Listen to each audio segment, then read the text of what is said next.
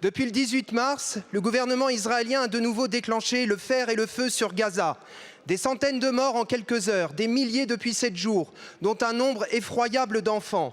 L'indignation immense s'exprime dans de puissantes mobilisations à l'échelle internationale. En Israël même, des manifestations massives ont lieu contre les pleins pouvoirs que voudrait Netanyahou et aussi sur le mot d'ordre de cessez-le-feu. Combien sont méprisables ceux qui, au sein même du gouvernement, n'ont pas un mot pour les atrocités à Gaza, en Cisjordanie, mais multiplient les accusations infamantes pour tenter de faire taire les voix qui exigent que cesse cette barbarie. Nul ne peut dire qu'il ne sait pas. Les images des journalistes palestiniens qui le paient de leur vie informent chaque jour.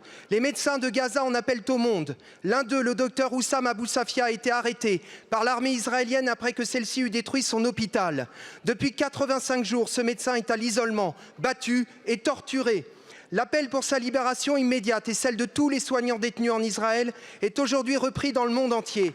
Nous réitérons la demande que vous interveniez en ce sens, car c'est un fait, Monsieur le Ministre, que vous n'avez pas daigné répondre aux demandes qui vous ont été adressées jusque-là. C'est un fait également que messieurs Retailleau et Valls vont participer ce soir au meeting intitulé « Pour la République, la France contre l'islamisme » organisé par le groupe Elnet. Son directeur général déclarait il y a peu: tous les médecins, les journalistes, les humanitaires, les fonctionnaires qui vivent à Gaza sont des agents du Hamas, tous. Parmi les invités à ce meeting, nombre d'entre eux ont multiplié les déclarations racistes.